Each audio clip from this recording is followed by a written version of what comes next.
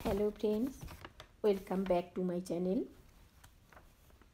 আজকে আমি মূলত কনের সাজের ক্ষেত্রে মেকআপের সময় বেশ কিছু দিকে নজর দিতে হয়, কারণ জীবনের এই বিশেষ গুরুত্বপূর্ণ দিনটিতে সব নারী চায় তাকে সবচেয়ে সুন্দর দেখতে লাগুক।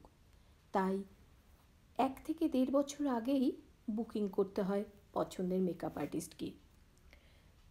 বিয়ের দিনের কনের সম্পূর্ণ লুক ড্রেসের সাথে সাথে মেকআপের ওপর নির্ভর করে। আসুন জেনে নিই ব্রাইডাল মেকআপ করার সময় কোন ভুলগুলো এড়িয়ে চলা উচিত। 1 নম্বর, নতুন কিছু করার চেষ্টা। নয়া ট্রেন্ডে গা ভাসাতে গিয়ে এবং নতুন কিছু করতে গিয়ে অনেক ক্ষেত্রেই অতিরিক্ত মেকআপ হয়ে যায়, যা দেখতে খুব খারাপ লাগে। যদি আপনার বাজেট অনুযায়ী সম্ভব হয়, বিয়ের আগে একটি মেকআপ ট্রায়াল নিয়ে নিতে পারেন।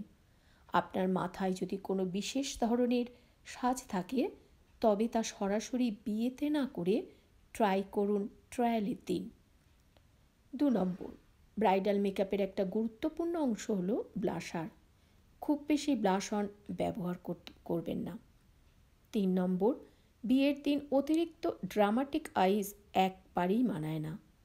আইলাইনার, কাজল বা মাস্কারা ছাড়া কোনো কালো রঙের শ্যাডোই একবারে ব্রাইডাল লুকের সঙ্গে বেমানান।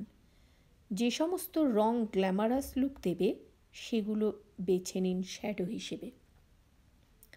সঠিক লিপস্টিক বেছে নিন। বিয়ের দিন লিপ গ্লস লাগানো এড়িয়ে চলুন। ভালো ব্র্যান্ডের লিপস্টিক ব্যবহার করুন। হিন্দু বিয়েতে যেহেতু যজ্ঞ হয় এবং ছবি তোলার ক্ষেত্রে বর্তমানে অনেক আলো ব্যবহার করা হয়, তাই এসপিএফযুক্ত ফাউন্ডেশন ব্যবহার করবেন না।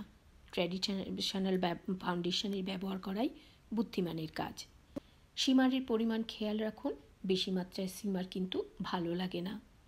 মাস্কারা, কাজল, আইলাইনার, ফাউন্ডেশন, ওয়াটারপ্রুফ প্রোডাক্ট ব্যবহার করুন। কোনো কারণে ঘাম হলে কিংবা কান্নাকাটিতে মেকআপ নষ্ট হয়ে যেতে পারে।